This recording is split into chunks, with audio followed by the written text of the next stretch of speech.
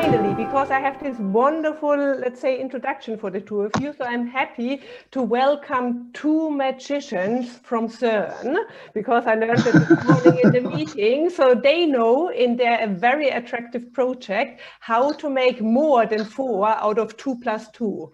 And today, Markus Nordberg, who is the head of resource development of the Development and Innovation Unit, and Pablo Garcia Tello, who's the head of development of EU projects and initiative, they will share how they do magic in order to facilitate, stimulate, and foster innovation in the framework of the project. So with that, the floor is yours. I hand over, or the screen is yours, and I guess, Pablo, you will share and guide us through the presentation. Thanks very much. Yeah, thanks a lot, Ute. Well, first of all, really thank you all for this this chance. I have been looking briefly to not only to this Enrich Your Coffee sessions, which I found each one of them really nicely organized and very interesting, but also your project in general. So so congratulations. And well, I mean, what we prepared here is a sort of semi-historical presentation of Attract, because a lot of you might know how it's happening, the calls, whatever it is, but not so much maybe what is underneath it and why it seems to be the case that the Commission likes it, and what we think are the key elements for that to be so. So without any other it's him.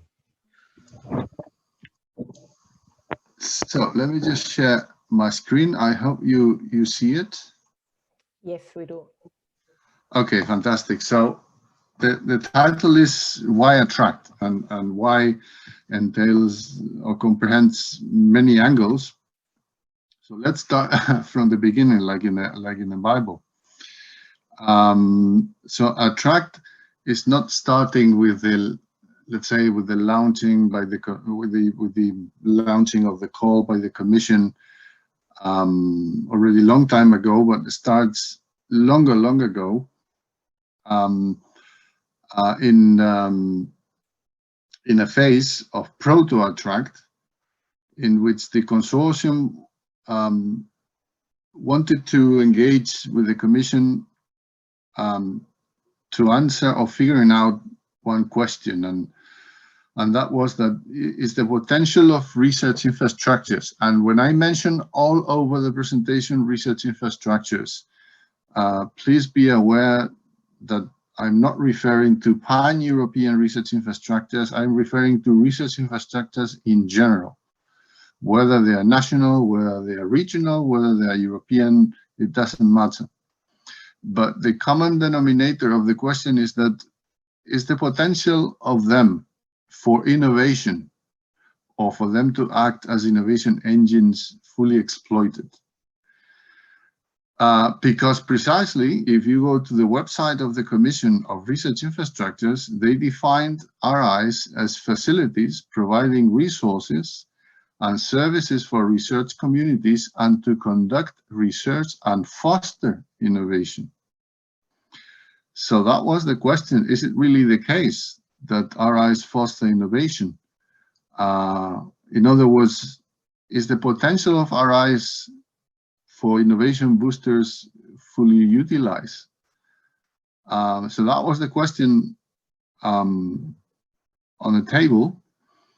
And the answer that the Attract consortium was pursuing was not related to the traditional role of considering research infrastructures as access facilities for industry. I mean, industry requests access, they do whatever they have to do, they get assistance from the scientists that know how the instrumentation works, and they go. This is a service relationship, but innovation is more than that. So it had to do the question with how the technology that is generated for pushing the limit of fundamental science in whatever field or area, from biology to physics to material science to whatever.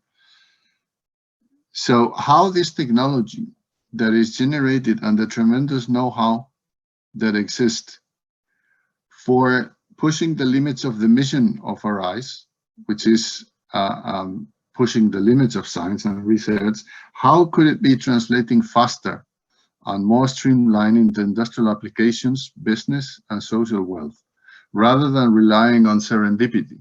I mean, rather than relying alone on, well, a particular researcher in a particular research infrastructures that because she is built in that way, or her mentality is that way, that she has a certain interest on whatever she is developing in instrumentation, detection, and imaging goes into the market. So she talks with industry, but this is serendipities once in a while.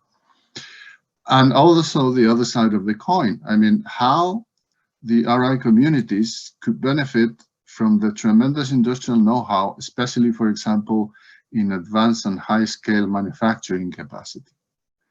And this is serving the mission itself of the RI. So that was the question on the table.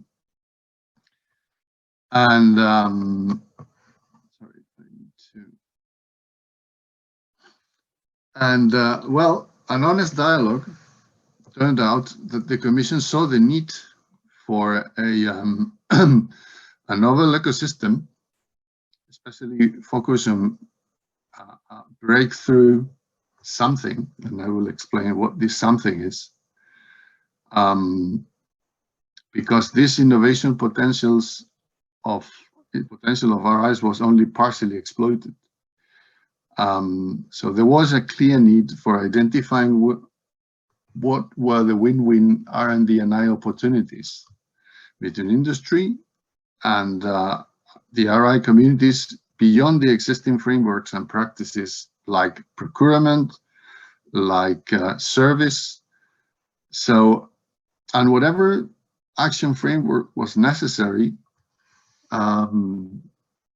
it should be on the philosophy of open science, open innovation, and open to the world. Not because it was in fashion at that time, it's mainly because research infrastructures are the biggest exponents of open science.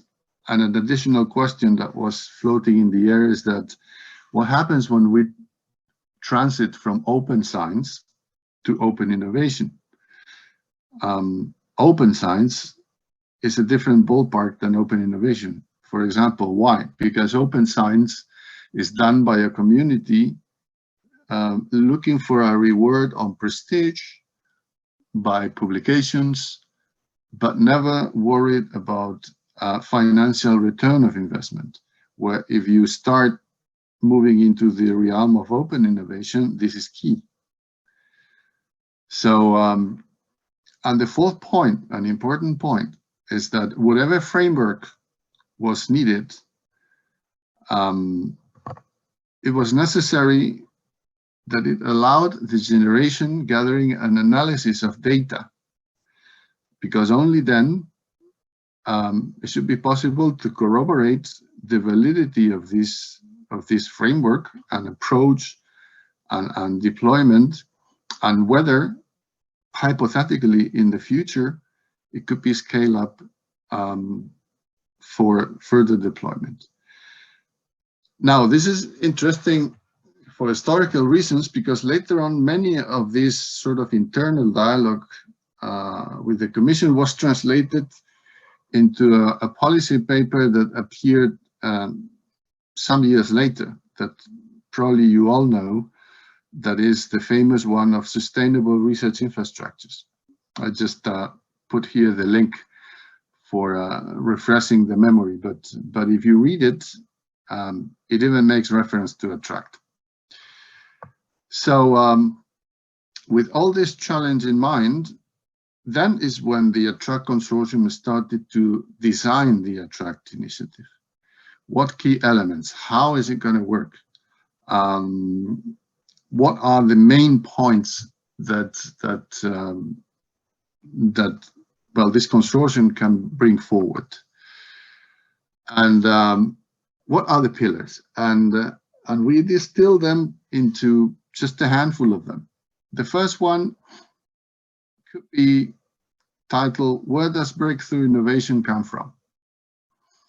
A lot of people think, for example, that the iPhone is a breakthrough innovation item. But if you look inside an iPhone, you start seeing that what is truly innovative is what is inside. Of course, Apple and the brilliant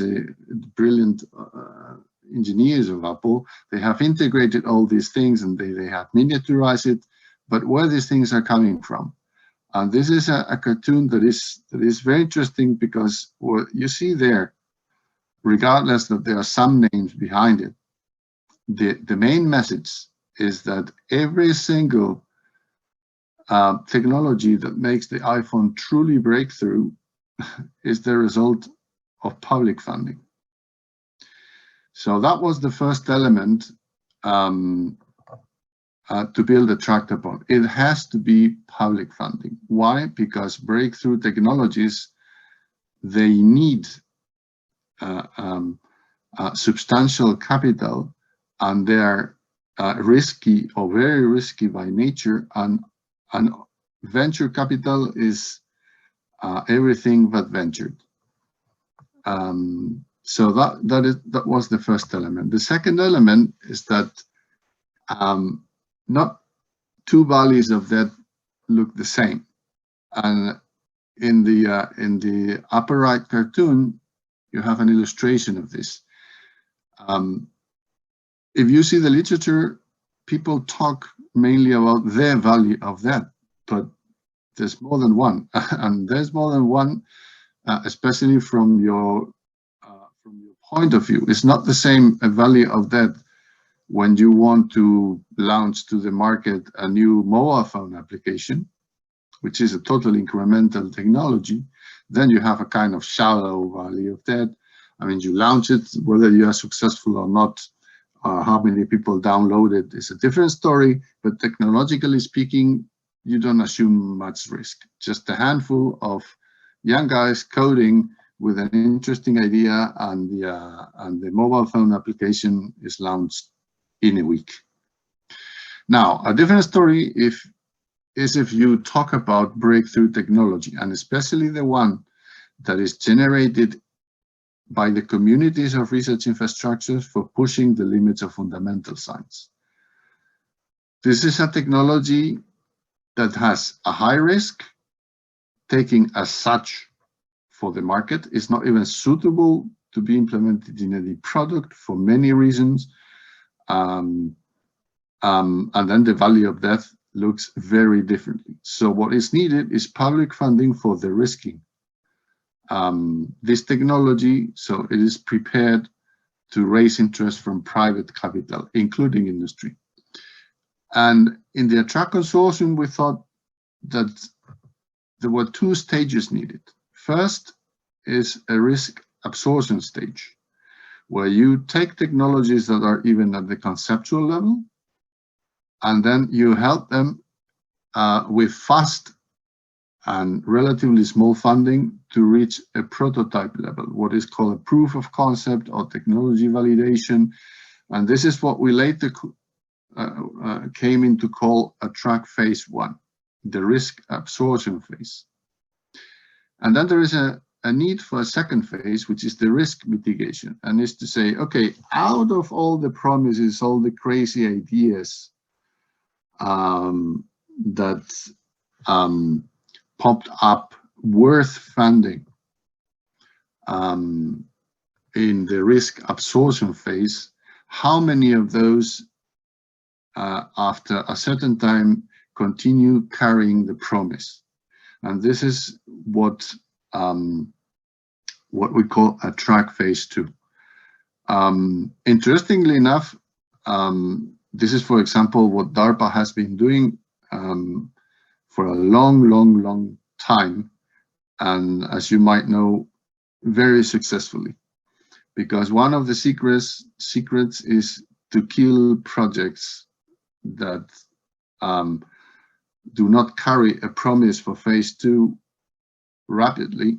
So as one of our independent scientific committee members says, you don't you don't start creating artificially sustained life, because as he says, artificially sustained life is not life.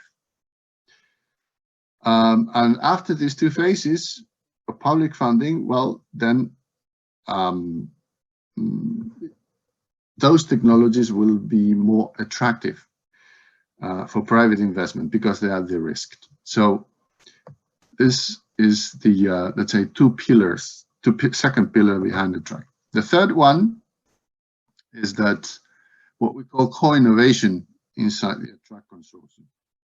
And it's that trust and shared know-how is not built in one day. I mean, you have industry, you have the research infrastructures community, you take a relationship like procurement, and this is more or less a relationship of buyer and supplier. It is, of course, true that somehow knowledge is shared and so on, but basically it's a supply-demand relationship. And when you have a supply-demand relationship or other relationship, you face two very well-known problems in the knowledge transfer world. That is the solution looking for a problem and the problem looking for a solution, which I tried to put there in the upper cartoon. So how many times have you faced while engaging in a knowledge transfer or technology transfer initiative, that if you are doing this only from the research point of view, you end up with a solution for a problem that nobody has. And if you are in industry, maybe you're trying to reinvent the wheel if you don't contact research, and in the research world, it has been solved many years ago. So co-innovation is basically sitting with you guys rather than back-to-back, face-to-face, and say, your problem is my problem. So let's find a solution.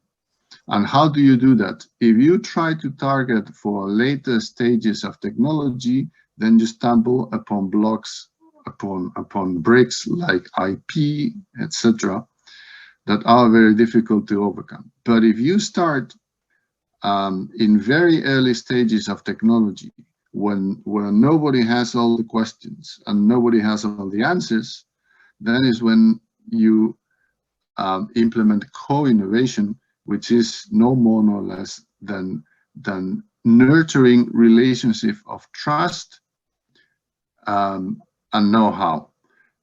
An engineer working at Siemens has the same passion for developing the best sensor in the world as the best engineer or researcher at ESRF. They both have the same passion. The only thing is that later on, the guy of Siemens will think about that particular application with industrial value, and the guy of ESRF will say, well, this will allow to observe, I don't know, material A in a much better way than before. But the passion is the same. Pablo, some of us will drop out in about 5 minutes. In order to start the discussion before that, how can we, let's say, come to the magic soon that you are doing? Okay, I will summarize a lot because you have the slides and you can check them. The 4 pillar is very important, and is that you need to give true opportunities to young guys to get inspired and to inspire the projects, because young guys, they like to change the world.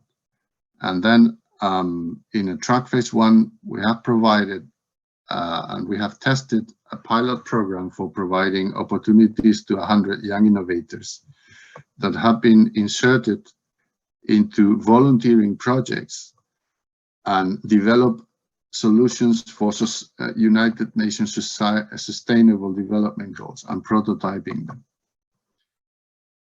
Why detection and imaging? Well, as you very well know in your facilities, detection and imaging is the backbone for the mission of research infrastructures. This is the bread and butter of every day. But curiously enough, not curiously, but for very good reasons, there's no technology, or it's very difficult to find a technology with an industrial application that has nothing to do with detection and imaging. Here you have the challenging question that you can check afterwards of whether you can find something here that has nothing to do with detection and imaging technologies, including computing. Now, how we are going to deploy a track? This is the calendar. Probably the most interesting thing to highlight here is that we will leave with the completion of a track phase 2, the, let's say, corral, the nice corral of research infrastructures unit, and we will migrate to the European Innovation Council. Why? 2 reasons. First of all, because the EIC has a lot of interest in ATTRACT, and because the way that ATTRACT has been built coincidentally aligns with the structure of the EIC, that is Pathfinder and Accelerator. Here you have some figures of merit that you can check afterwards. I will not entertain myself on them, but just to demonstrate that we put our data where our mouth is, and if we start this as the Commission requested, we should be able to measure it. And well, plenty of more information is available in ATTRACT through our channels, through the studies done, through the documentation. I especially encourage everyone to check ATTRACT facts and figures, all information about the funded projects, and especially the student projects. So. Fantastic. So if you unshare the screen, then we can open the floor for questions. Thank you very much for this very interesting presentation. And we have the first question from Iranchu. Are you still with us, or is it just in the chat, your question? I'm still here. Yeah, very good. Then. Okay, so firstly, thank you. I cannot agree more with the reasons why ATTRACT is created. Indeed, we must solve that problem and connect industry with research. But I don't know if maybe I haven't understood it correctly, but how does ATTRACT connect industry with research? Industry with research. So I explained the key is to start with technologies at a very early stage. And I will put you an example for the answer. If you check with Siemens, okay, and you ask them, would you like a sensor that detects in real time 10,000 parameters? They would say, I love to, because for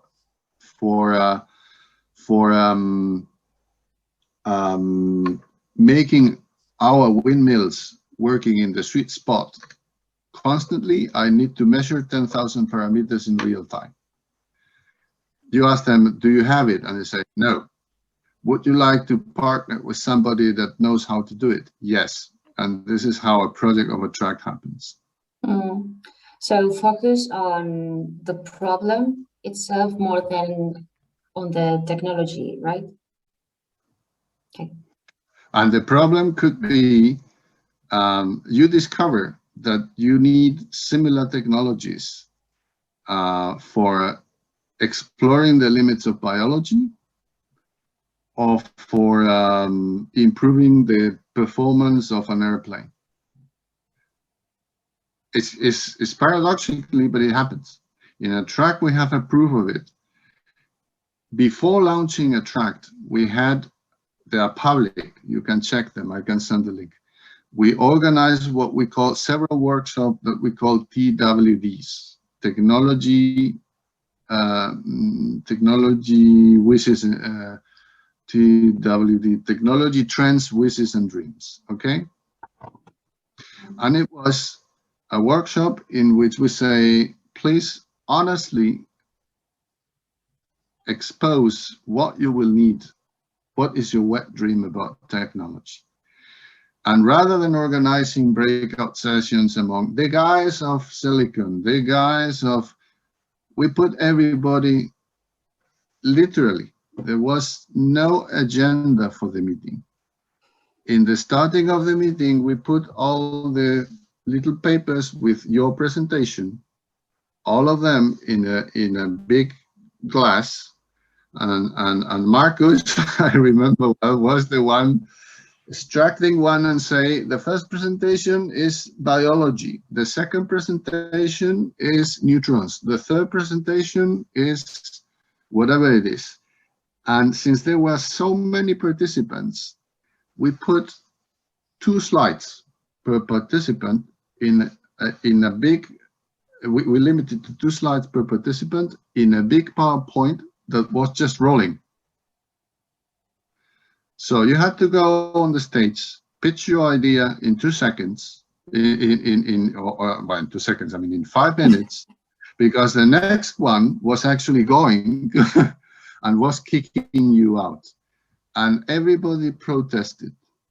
But at the end of the day, there were biologists coming to us and said, I never knew that the astronomers or astrophysicists were actually facing the same challenges in technology that we are facing. Because I never go to a conference of astrophysicists. And the guys of industry were saying, I'm frustrated because I realized that the solution I have implemented was implemented by this guy years ago. I would have saved enormous amount of money to my company. So we have several questions here in the chat, and the next one is Ed. Ed, you want to know what they would have done better, what they've already learned from the first phase, right? In a tract? Yes. That's a very good question, Ed. What we have learned, that you need to work a lot. Yeah, nothing is put something like this. I mean, first of all, you need to adopt a mentality that you don't want the money for yourself, but you want the money for creating something of added value for everyone. This is very important. Absolutely. I was wondering, what would you do, because we've got a track 2, other people are thinking about copying a track. What would you do better next time? What do you change, if anything, or was it kind of a perfect setup? In a track 1? Yeah. What would you change if you're going to do a track 2, 3, 4? No. Look, a track 1 and 2 is the complete test of the phase approach to funding. This is a track phase 1, and a track phase 2 is a tract. Now, what is maxi attract? Okay, and I put it in the slides. Is the iteration of these 2 phases massively, because if you take a snapshot of, imagine you boost a tract to the, just to say something crazy, okay, to the trillion size, where you run repeatedly phase 1 and phase 2 all the time. You take a snapshot, what do you have? You have many projects that are running in phase 1, meaning conceptual technologies. You have many projects trying to mature. Okay, you have the substrate, but now you have to create the elements to actually interlink them. One of these elements is the young innovators, because they are like free electrons jumping from project to project and telling these guys, wow, these guys are doing something interesting that I'm prototyping in my team of young innovators for developing a solution of how to collect plastic from the ocean. So if you tell me what would we do differently, I can put you many things managerially speaking, but conceptually speaking, I would run the adventure 1-to-1. Very good, because that I think to get back to Sonia's question, who was basically linking to the first question about how do you do the matchmaking between industry and the researchers, and it seemed to be, I mean, very spontaneous, very speed dating like, right? Or is there any other magic that was applied? Oh no, the magic is to force them, is to tell them, look, I mean, in this track conference, there is no section of biology separated from a section of astrophysics. The astrophysicists will need to be bored if they consider it that way with your talk, and then everybody protests. But at the end of the day, many people come back and say, look, we are submitting a FET open, and we are a biology facility together with a I don't know, an SME producing solutions for plastic, because we realize that we have more things in common than something else. Does that answer your question, Sonia? No. No, okay, but then speak up. Then speak up. Why? Right, it's the matchmaking between industry and academia that I'm interested in. Industry and academia. That has to do with the key of starting at a very early technology level, because industrial guys are not silly. I far away from being silly. They know that if they want a breakthrough technology to solve their solutions in a certain time, they need to open up. Now, they won't open up if the problem they are trying to solve is on the later stages of innovation, because there's a lot of IP around there and a lot of lawyers floating around. But when you start moving backwards in technologies that are only at the conceptual level, everybody understands that unless you don't open, you will never have it. Pablo, I understand this, but my question is more a practical one. Who goes about matching those capabilities, and do you knock on doors, or do you? No. This is my question. No. Okay. Thank you. I was not fully understanding you. So, in a track, the only thing that we aim to is creating the boundary condition. Okay, making a workshop, encouraging people that the Independent Scientific Committee would like interdisciplinary projects, is what we call systematizing serendipity. It might sound like an oxymoron, but it is not, and it's a new concept that is emerging out of the information technologies. So, look, I put you an example of systematizing serendipity. Some time ago, my 10 years old asked me, what is the smallest country in the world? Okay, of course I don't know. So I checked Wikipedia, and it turns out that it's a country called Palau in the Pacific Ocean. Well, since I already have the Wikipedia page open, I said, I'm going to read about Palau. So I read about Palau, and it turns out that Palau and many other countries in the Pacific Ocean are really diminishing by climate change, but not, I mean, you can see it. They are losing meters every day because the sea level is rising. But even worse, what is happening is that the potable water resources that they have is being contaminated because salty water starts. Then I was interested in potable water and salty water and what happens. So this is systematizing serendipity. You start somewhere and you get boundary conditions that happen to make you find somebody that you never thought you were going to find. So in a track, what we do is to create these boundary conditions. How? Organizing this type of workshops. Holding when the people complain that why don't you organize breakout sessions? Introducing the young innovators as free electrons that jump from one project to another project. For example, in a track phase 1, we made it optional. Which projects would like to host a team of young innovators, volunteers? We came across some of them. And you can check in my slides that there is statistics about it and what do they think after having the experience. In phase 2, we are going to make it obligatory. Are they going to protest? Yes. Do we care? No. So forced cross-pollination. Correct. This is systematizing serendipity, because if you read the statistics that I don't remember by heart what the picture said, but I can read it immediately. If you have the slides with you, go to the one. They don't have it yet. We shared only afterwards. There must be an incentive well, to stay okay. to the end, you know. Okay, I will tell you because I didn't have time. But let me share 1 second my screen because it's relevant for your question.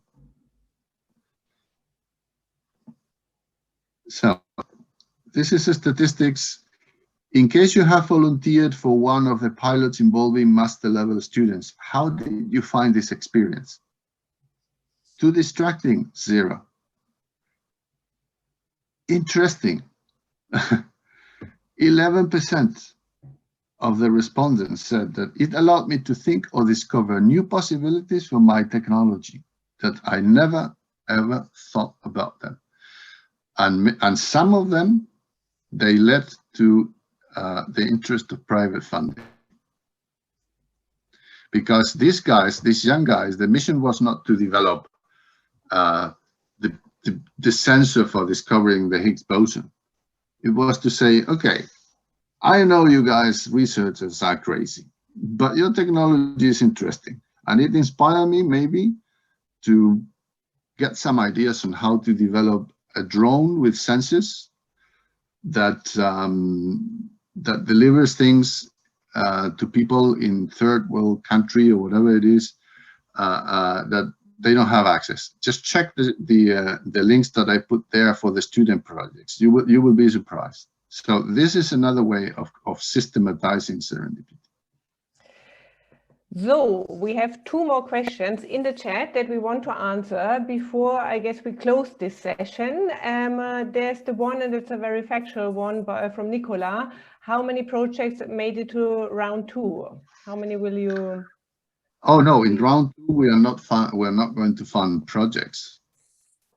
If you read the slides, we are going to launch a thematic call, which is what the commission in the official call text for Attract is telling. A thematic call that leverages on the best opportunities coming from phase 1.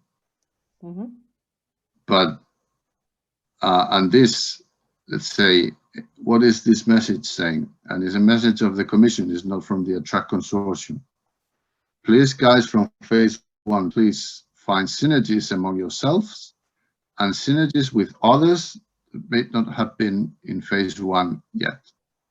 Because if your project in phase 1 was carried by 2 universities, and phase 2 is about technology readiness, readiness level 6 to 7, it is clear that you're not going to make it. Nicola, are you still around? Does that answer your question? Or maybe you had to leave. Yeah, I don't see. Yeah, and then what about Simon? Is Simon Kimber still here? Yes, no, I'm still here. Yes, your question. I'm just curious that Bell Labs, which was in the US, is always held up as this great growth engine, in particular for solid-state materials science problems.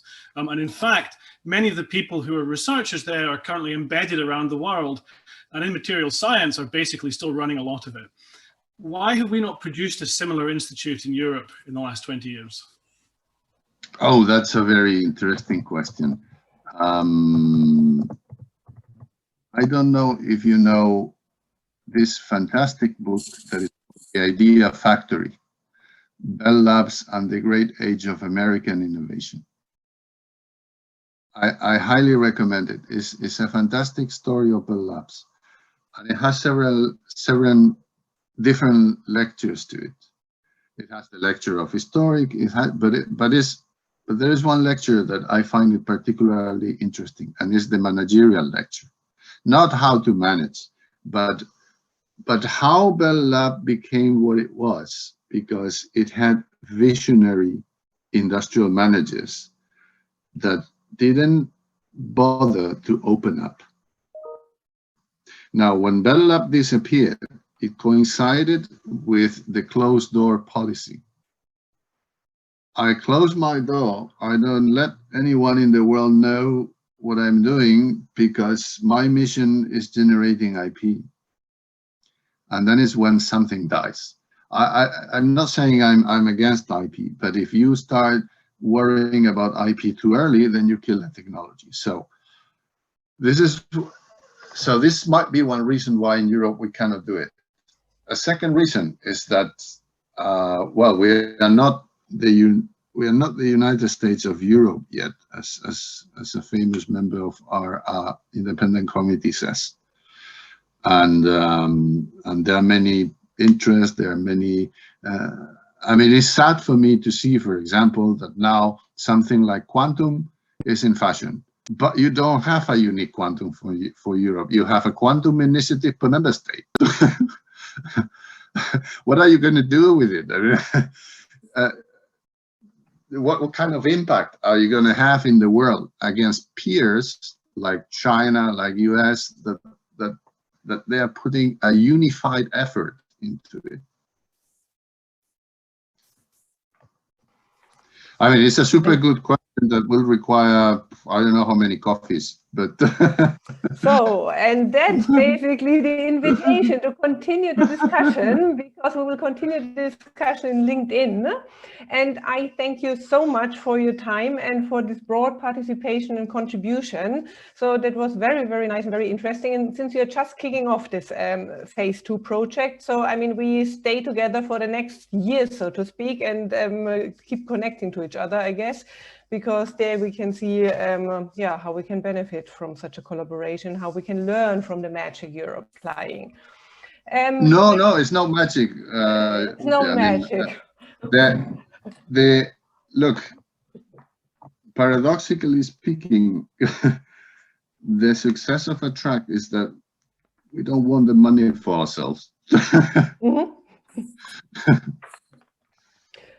So that is good to know, because what are we doing next week, Madison? Yes, so next week we have our 5th episode of this season of Enrich a Coffee. So meet us back at the same time, Thursday at 3:30. And 3, yes. And the episode is called Innovation Impact of Research Infrastructures Through Supplier Relationships. So we have two Danish ILOs with us, and we'll also have Professor Jason Lee Ying from DTU.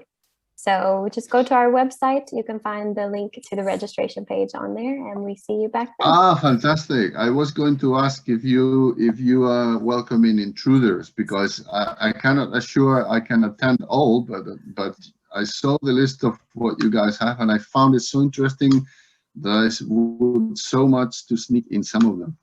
Yeah, spread the word. And we are here every Thursday afternoon. You cannot miss that. Okay, so thanks everyone. Have a good afternoon and see you next Thursday. Take care. Bye-bye. Bye-bye. Bye, everybody.